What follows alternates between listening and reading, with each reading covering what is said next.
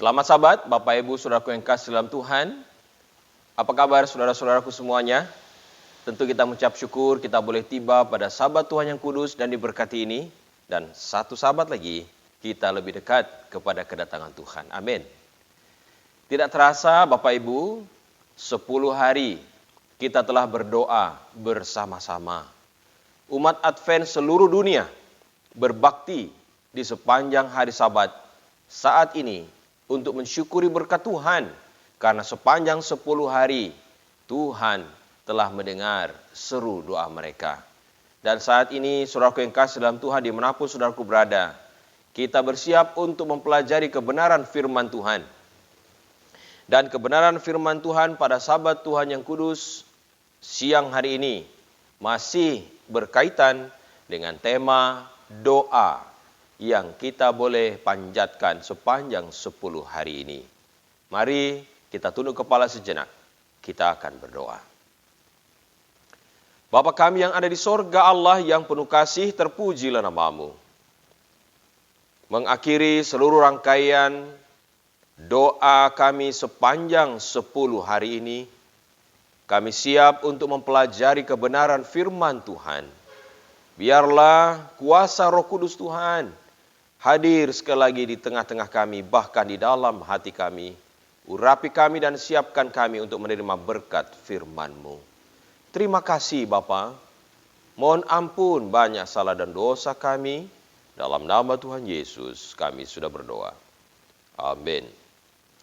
Bapak Ibu saudara yang kasih dalam Tuhan, pekabaran firman Tuhan di hari yang ke-11 atau Sabat kedua dari rangkaian 10 hari kita berdoa sedunia, berjudul doa yang mentok di langit-langit rumah.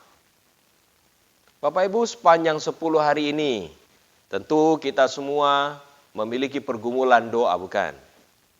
Saya tidak tahu apakah ada di antara saudara-saudara yang doanya selama 10 hari ini telah dikabulkan Tuhan. Seandainya kita boleh berdoa di gereja ataupun beribadah di gereja secara tatap muka saat ini, tentu kita akan bisa mengucapkan syukur atas doa yang telah dikabulkan Tuhan lewat kesaksian demi kesaksian. Tetapi oleh karena pertemuan kita masih secara virtual, saya percaya saudaraku mengucap syukur di rumah masing-masing, menyaksikan kepada saudara-saudara yang ada di sekitar saudara bahwa kasih Tuhan begitu agung dan ajaib dalam kehidupan kita. Nah, saudaraku yang kasih dalam Tuhan, berkaitan dengan doa-doa kita, saya percaya bahwa saudaraku sudah mengetahui ada 3 jenis jawaban doa. Setiap kali kita berdoa, rupanya Tuhan tidak selalu menjawabnya dengan yes. Ada 3 jawaban doa. Yang pertama adalah ya, yang kedua adalah tidak, dan yang ketiga adalah wait atau tunggu. Menarik bukan? Walaupun saudara dan saya, kita ini tidak dapat melihat jawaban doa bisa jadi secara langsung dengan mata jasmani kita, tetapi pekabaran firman sepanjang 10 hari kita berdoa, Tuhan mengajarkan kita untuk melihatnya dengan mata iman. Dan saat ini, kita rindu untuk belajar kenapa sih ada 3 jawaban doa. Kenapa Tuhan menjawab ya, tidak, atau tunggu. Jawaban yang pertama, yaitu ya. Di dalam Yesaya 65 ayat 24 katakan, maka sebelum mereka memanggil, aku sudah menjawabnya. Ketika mereka sedang berbicara, aku sudah mendengarkannya. Artinya, doa yang langsung dijawab oleh Tuhan, bahkan sebelum kita mengucapkannya atau mendoakannya. Luar biasa saudara. Kalau seandainya saudara dan saya mendapatkan karunia ini, sungguh luar biasa. Dan salah satu karunia yang diberikan kepada kita, Tuhan tidak katakan tidak atau wait atau tunggu, adalah saat kita meminta karunia Roh Kudus. Tuhan langsung menjawabnya ya. Tapi kalau saudara-saudara minta mobil, bisa jadi jawabannya tidak atau tunggu, saudara. Ya. Nah, ini menarik. Nah, sekarang mari kita lihat jawaban yang kedua, yaitu tidak. Mengapa Tuhan menjawab tidak? Ya. Allah tahu apa yang terbaik bagi kita. Ya. Ketika seorang anak meminta, atau anak yang berusia 5 tahun ya, meminta supaya orang tuanya memberikan dia hadiah cutter, tahu cutter saudara? Pisau silet. Bagaimana? Apakah sebagai orang tua saudaraku dengan senang hati, oh ya nak, saya akan memberikan kamu, papa sayang sekali. Nah ini cutter, silahkan dipakai. Nah, anak 5 tahun dikasih cutter. Saudara yang kasih, di dalam Daniel pasal 10 ayat 2 dan 3 katakan, pada waktu itu aku Daniel berkabung 3 minggu penuh. Makanan yang sedap tidak kumakan, daging dan anggur tidak masuk ke dalam mulutku, dan aku tidak berurap sampai berlalu 3 minggu penuh. Saudaraku yang kasih, kalaupun seandainya Tuhan menjawab langsung doa Daniel, ya, apakah dia akan berpuasa? Apakah dia akan berdoa dengan sungguh?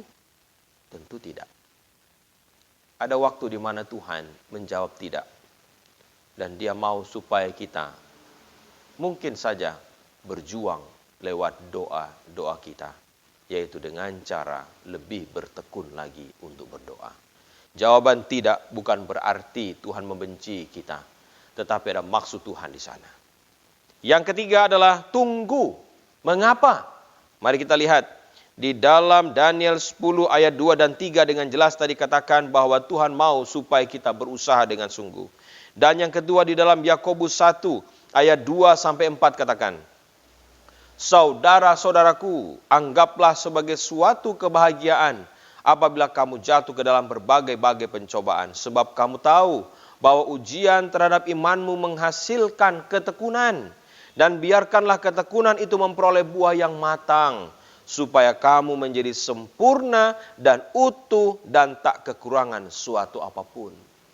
Saat saudaraku mendapatkan jawaban tidak, kita sudah berdoa dengan luar biasa. Apalagi kalau Tuhan katakan, tunggu sebentar. Artinya masih ada harapan Tuhan akan menjawabnya, bukan? Ini yang mendorong kita untuk lebih tekun lagi berdoa. Jadi doa itu sebuah seni, saudaraku. Karena kalau saudaraku semua berdoa langsung jawabannya yes, kita tidak akan struggle. Kita tidak akan lebih tekun berdoa. Tuhan, saya hanya perlu berdoa 1 kali saja. Saya hanya perlu berdoa cukup sekali. Maka doa saya pasti dijawab Tuhan. Tidak, saudaraku. Tuhan perlu hubungan yang baik. Tuhan membuat saudara dan saya tekun berdoa agar hubungan kita dengannya menjadi semakin erat. Nah, Bapak Ibu Saudaraku yang kasih dalam Tuhan, kita percaya bahwa doa itu adalah hubungan kita dengan Tuhan. Dan sepanjang 10 hari kita sudah berdoa, kita banyak belajar apa yang seharusnya kita lakukan di dalam doa-doa kita. Tetapi ada satu nasihat di sini yang penting untuk kita lakukan, yaitu bagaimana kita harus berdoa dengan baik dan benar. Saya yakin saudaraku ada ballpoint di rumah. Kalau saudara-saudara ada ballpoint, silahkan catat beberapa ayat yang ingin saya sampaikan pada sahabat Tuhan yang kudus dan diberkati ini. Bagaimanakah seharusnya kita berdoa? Yang pertama di dalam Efesus pasal 6 ayat 18 adalah, supaya kita berdoa setiap waktu. Dikatakan demikian. Dalam segala doa dan permohonan, berdoalah setiap waktu di dalam roh, dan berjaga-jagalah di dalam doamu itu dengan permohonan yang tak putus-putusnya untuk segala orang kudus. Artinya apa? Tuhan mau supaya kita tidak jemu berdoa. Tuhan mau supaya saudara dan saya betul-betul bisa berdoa dengan total. Ada orang yang karena capek berdoa, dia tidak mau berdoa lagi. Padahal Tuhan katakan, jangan jemu berdoa. Kalau saudaraku memiliki pergumulan, mari kita bawa terus itu di dalam doa. Dan jangan pernah bosan berdoa. Resep yang kedua, bagaimana kita harus berdoa? Di dalam Mazmur 88 ayat 14, dikatakan demikian. Tetapi aku ini ya Tuhan, kepadamu aku berteriak minta tolong. Dan pada waktu pagi doaku datang ke hadapanmu. Lihat, pemazmur memberikan nasihat supaya kita menggunakan jam-jam yang terindah di waktu pagi untuk datang kepada Tuhan. Masih ingat siapa teladan doa kita? Yesus.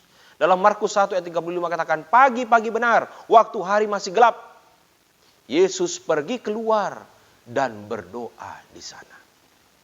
Yesus menggunakan jam-jam pertama dalam hidupnya setiap hari untuk berkomunikasi dengan sorga.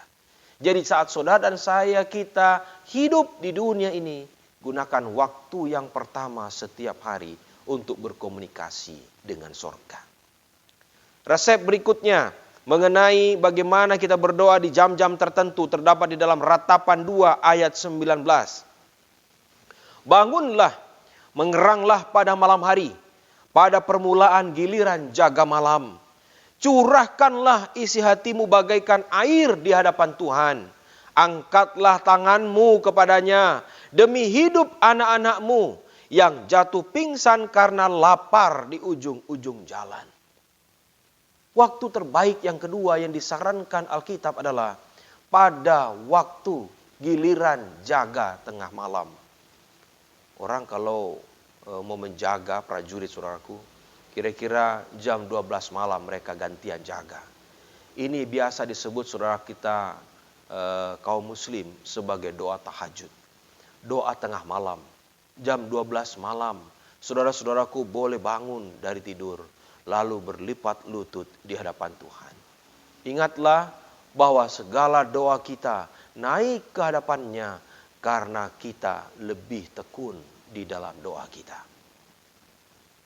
Resep yang berikutnya adalah di dalam Matius pasal 6 ayatnya yang ke-6.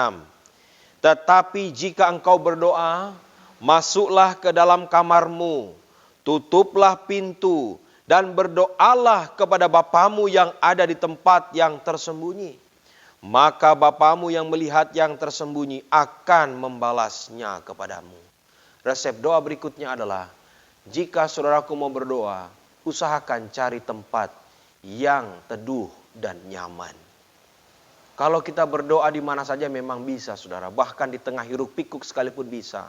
Tetapi Alkitab menyarankan bagi kita untuk masuk ke dalam kamar dan berdoa. Jadi tidak ada yang tahu, hanya percakapan antara engkau dengan Allahmu. Jadi doa itu private saudara. Jadi biarlah kita boleh gunakan waktu dan tempat yang tepat untuk berdoa. Nasihat berikutnya di dalam Mazmur 62 ayatnya yang ke-8 dan ke-9. Demikian firman Tuhan. Pada Allah ada keselamatanku dan kemuliaanku. Gunung batu kekuatanku, tempat perlindunganku ialah Allah. Percayalah kepadanya setiap waktu, hai umat. Curahkanlah isi hatimu di hadapannya. Allah ialah tempat perlindungan kita. Resep doa berikutnya adalah, saudara dan saya haruslah mencurahkan isi hati kita kepadanya. Kalau berdoa kepada Tuhan, apalagi ini doa pribadi, beda kalau doa secara umum saudaraku. Kalau doa di tempat umum tidak bisa kita mencurahkan isi hati kita, bukan? Karena doa itu pastilah panjang. Ini doa yang saya maksud adalah doa pribadi, personal pray. Saat saudaraku masuk ke dalam kamar, curahkan semua isi hati saudara kepada Tuhan. Jangan takut saudaraku membuat lelah Tuhan. Jangan takut kita membuat repot Dia. Allah mau saudara dan saya betul-betul terbuka kepadanya. Jadi kalau berdoa secara pribadi saudaraku, jangan doa secara umum disampaikan. Tetapi detail, sampaikan permohonan saudara secara detail. Dan minta kepada Tuhan apa yang saudara-saudaraku perlukan. Resep berikutnya terdapat di dalam Mazmur 39 ayatnya yang ke-13. Demikian firman Tuhan. Dengarkanlah doaku ya Tuhan, dan berilah telinga kepada teriakku minta tolong. Janganlah berdiam diri melihat air mataku. Sebab aku menumpang padamu, aku pendatang seperti semua nenek moyangku. Kalau saudaraku berdoa, jangan sembunyikan perasaan saudara. Ada orang yang bilang baperan. Tapi saat saudara dan saya berdoa kepada Tuhan, tidak usah mikir baperan. silahkan untuk menumpahkan air mata saudara di hadapannya. Saat saudaraku berbeban berat, jangan malu untuk menangis di hadapan Tuhan. Karena Tuhan melihat air mata saudara. Resep berikutnya, di dalam Daniel pasal yang ke-9 ayat 18 katakan, Ya Allahku, arahkanlah telingamu dan dengarlah, bukalah matamu dan lihatlah kebinasaan kami dan kota yang disebut dengan namamu. Sebab kami menyampaikan doa permohonan kami ke hadapanmu, bukan berdasarkan jasa-jasa kami, tetapi berdasarkan kasih sayangmu yang berlimpah-limpah. Resep doa berikutnya, saudaraku yang kasih, doa itu harus disertai dengan kerendahan hati. Jangan menyombongkan prestasi saudara. Jangan membuat seolah-olah Tuhan berhutang kepada saudara. Nabi Daniel katakan, Aku berdoa, menyampaikan permohonanku ya Allah, bukan berdasarkan jasa-jasa kami.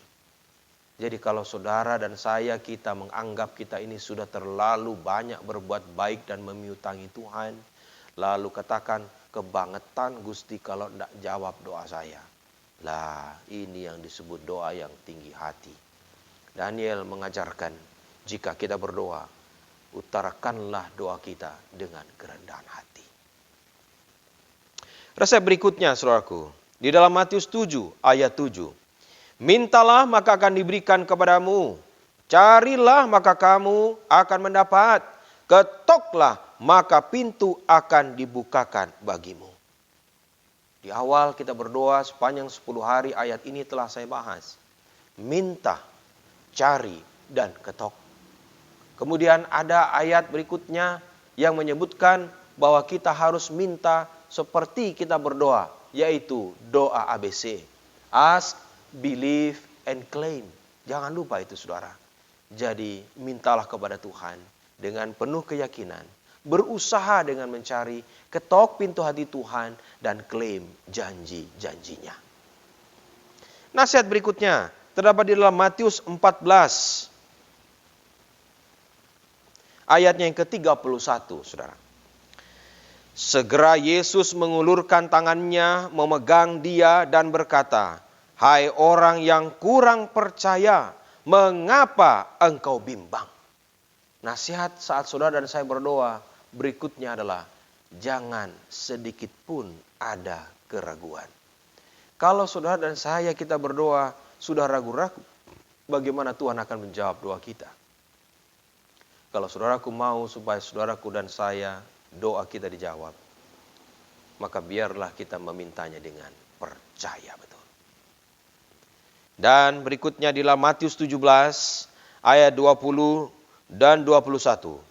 Ia berkata kepada mereka, karena kamu kurang percaya, sebab aku berkata kepadamu, sesungguhnya sekiranya kamu mempunyai iman sebesar biji sesawi saja, kamu dapat berkata kepada gunung ini, pindah dari tempat ini ke sana, maka gunung ini akan pindah dan takkan ada yang mustahil bagimu.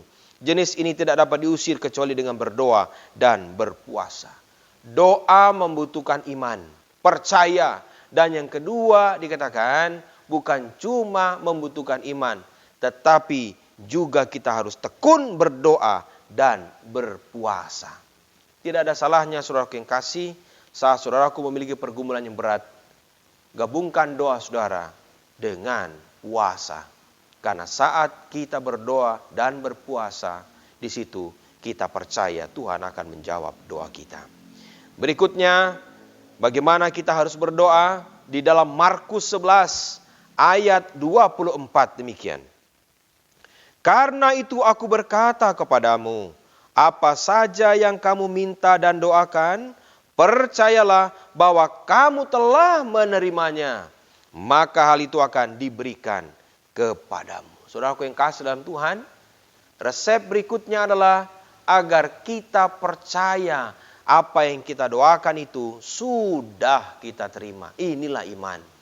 Jadi saudaraku yang kasih, saya percaya bahwa kita semua punya pergumulan, bukan?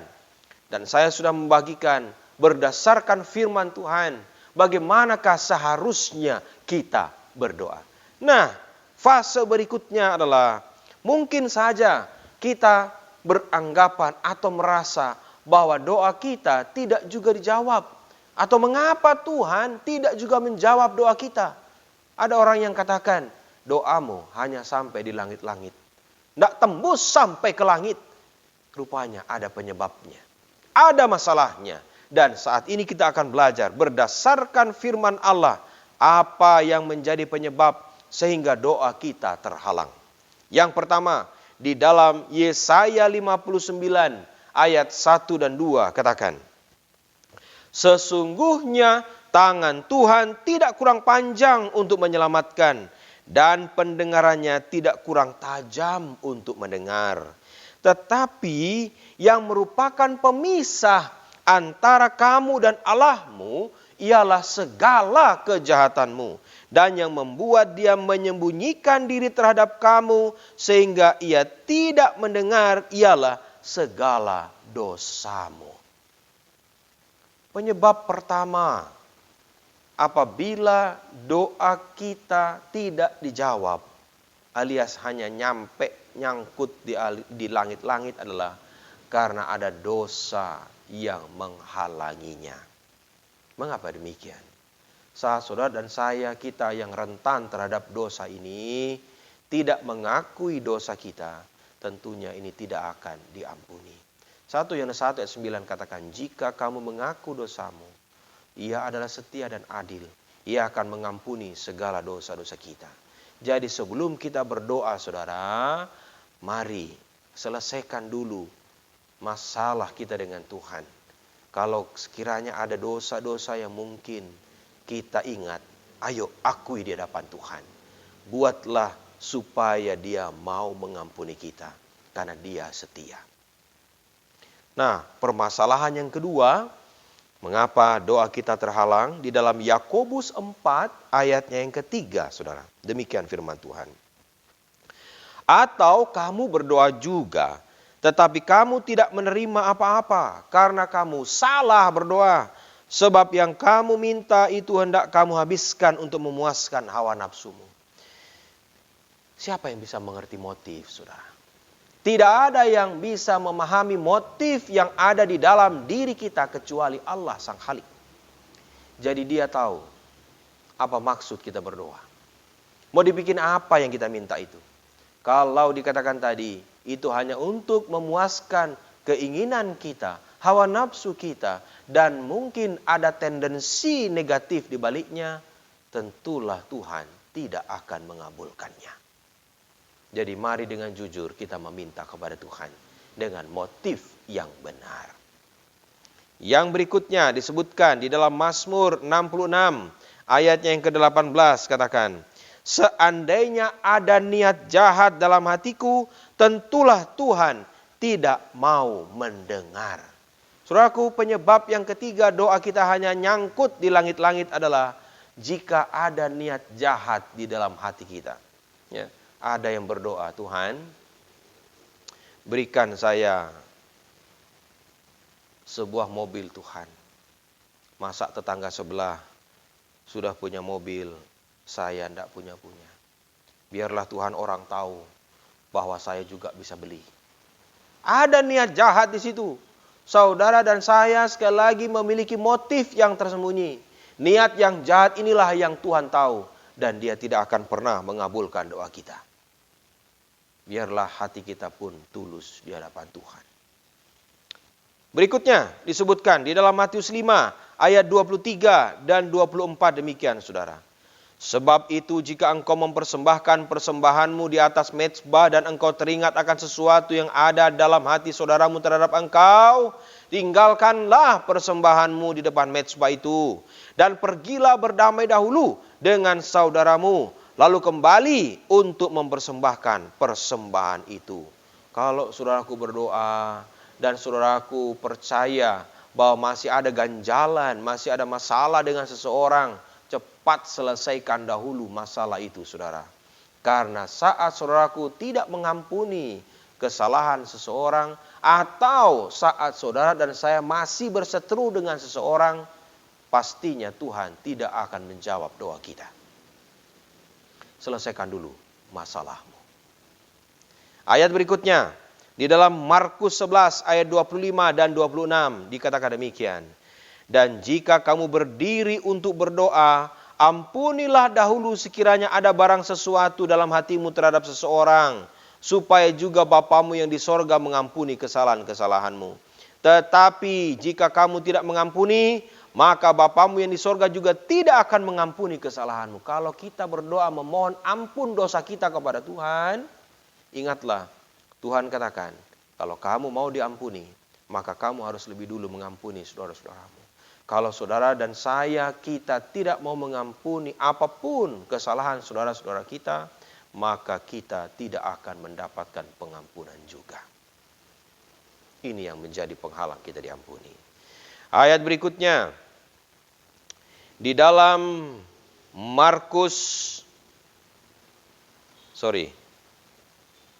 di dalam Amsal 21 ayatnya yang ke-13. Demikian firman Tuhan. Siapa menutup telinganya bagi jeritan orang lemah, tidak akan menerima jawaban kalau ia sendiri berseru-seru. Orang pelit, orang kikir, orang yang suka perhitungan, kalau dia minta rezeki, biasanya agak sulit dijawab doanya. Kenapa? Dikatakan firman Tuhan, kalau kamu menutup pintu hatimu kepada saudaramu yang lemah, maka saat kamu berseru-seru, doamu juga tidak akan dijawab. Saudaraku yang kasih, Tuhan mendidik kita untuk menjadi seorang yang dermawan. Jangan tutup mata melihat kebutuhan saudara-saudaramu. Jika ada di antara saudaraku yang memiliki kesulitan dan dia memohon pertolongan, jangan menutup pintu hati saudara, agar pintu berkat sorga juga tidak tertutup bagi saudara. Dan yang terakhir, kesukaran dan halangan-halangan yang terjadi di dalam doa sehingga doa kita mentok di langit-langit ada di dalam 1 Petrus 3 ayatnya yang ke-7 demikian. Demikian juga kamu hai suami-suami, hiduplah bijaksana dengan istrimu sebagai kaum yang lebih lemah. Hormatilah mereka sebagai teman pewaris dari kasih karunia, yaitu kehidupan, supaya doamu jangan terhalang. Satu lagi yang menjadi masalah jika saudaraku dan saya berdoa menjadi halangan, yaitu masalah dalam rumah tangga. Kalau saudara dan saya berseteru dengan pasangan kita, cepat selesaikan. Apalagi dikatakan spesifik tadi, katakan, hai suami, selesaikan masalahmu dengan istrimu supaya doamu tidak terhalang. Kalau saudara dan saya memiliki permasalahan apapun dengan pasangan kita, cepat selesaikan supaya doa kita tidak terhalang. Nah, Bapak Ibu saudaraku yang sedang Tuhan, itulah tadi segala hal yang berkaitan dengan doa saya telah sampaikan kepada saudara-saudara. Menjadi kesimpulan pada sahabat Tuhan yang kudus dan diberkati ini, saya rindu agar saudara-saudara lebih dalam lagi melihat firman Allah tentang janji-janjinya. Dikatakan tadi bagaimana harusnya kita berdoa dan apa saja penghalang yang harus kita hindari dalam kita berdoa. Dan sekarang kita akan melihat apakah janji Tuhan kepada kita. Sebab Tuhan tidak pernah memalingkan mukanya saat kita berdoa, saudara. Janji itu menjadi milik kita. Di dalam Mazmur 34 ayatnya yang ke-19 katakan, Tuhan itu dekat kepada orang-orang yang patah hati dan ia menyelamatkan orang-orang yang remuk jiwanya. Saat saudaraku curhat kepada Tuhan, saat saudaraku menangis di hadapan Tuhan, saat saudaraku mengutarakan segala keluh kesah saudara, dikatakan tadi, dia dekat dengan kita. Jangan ragu untuk menyampaikan keluh kesah saudara. Selanjutnya di dalam Mazmur 46 ayat yang kedua. Allah itu bagi kita tempat perlindungan dan kekuatan sebagai penolong dalam kesesakan. Sangat terbukti. Yakinlah bahwa dia sanggup melepaskan kita dari segala permasalahan kita. Berikutnya di dalam Mazmur 94 ayat yang ke-9. Dia yang menanamkan telinga, masakan tidak mendengar? Dia yang membentuk mata, masakan tidak memandang? Janji Tuhan ini memberikan kekuatan kepada kita bahwa kita tidak sendirian, saudaraku. Dia mendengar doa kita, dia melihat kesulitan kita, dan dia siap sedia menolong saudara dan saya. Berikutnya ayat kedua terakhir di dalam Ibrani 13 ayat yang kelima katakan, janganlah kamu menjadi hamba uang Cukupkan dirimu dengan apa yang ada padamu. Karena Allah telah berfirman, aku sekali-kali tidak akan membiarkan engkau. Dan aku sekali-kali tidak akan meninggalkan engkau. Janji Tuhan dengan jelas katakan, Dia tidak akan pernah meninggalkan dan membiarkan kita. Siang Sabat Tuhan ini, saya rindu agar saudara-saudara tetap memiliki keyakinan yang kokoh di dalam Tuhan. Kalau kita berdoa dan doa kita masih belum dijawab, jangan pernah putus asa. Ayat terakhir di dalam Mazmur 31 ayat 25 memberikan kita kekuatan. Kuatkanlah dan teguhkanlah hatimu, hai semua orang yang berharap kepada Tuhan. Sahabat Tuhan ini adalah sahabat penuh berkat. Saya percaya bahwa doa-doa kita telah ada di tangan Allah. Dan apa yang kita doakan dengan penuh iman, kita akan menerimanya. Di atas semuanya itu, jangan pernah lupa untuk selalu mengucapkan, Ya Allah, Ya Bapa, jadilah kehendak-Mu. Bapak Ibu, saudaraku yang kasih dalam Tuhan, kiranya pekabaran firman Allah pada sahabat Tuhan yang kudus dan diberkati ini, dengan mengutip banyak ayat firman Tuhan, akan menolong saudara dan saya lebih yakin dan percaya kepada janjinya. Mengapa doa kita hanya mentok sampai di langit-langit? Pelajarilah itu dan belajarlah dari kesalahan kita. Semoga Allah memberkati kita. Amin. Mari kita tunduk kepala, kita akan berdoa. Bapa kami yang ada di sorga, Allah yang penuh kasih, terpujilah nama-Mu. Kami bersyukur Bapa, karena Engkau Allah yang setia. Dan kami bersyukur karena Engkau sedia menjawab seluruh doa kami. Kabulkanlah segala doa kami yang telah kami panjatkan 10 hari ini. Biarlah Tuhan nama-Mu ditinggikan dan dimuliakan lewat segala kebaikan yang Engkau telah curahkan dalam kehidupan kami. Sekiranya ada tutur kata kami yang tidak berkenan di hadapan-Mu Tuhan, lewat segala perkataan, perbuatan kami, pemikiran kami, biarlah kasih Tuhan mau mengampuni kami. Terima kami sebagaimana kami ada. Kiranya damai sejahtera Tuhan, berkat kasih karunia-Mu, menyertai anak-anak-Mu, sampai Maranatha tiba. Terima kasih Bapa, dalam nama Tuhan Yesus kami sudah berdoa. Amin. Terima kasih banyak atas keberadaan kita, bahkan kebersamaan kita sepanjang 10 hari berdoa. Biarlah kasih Tuhan yang akan menolong kita untuk tekun tetap berdoa. Semoga Tuhan memberkati kita. Amin.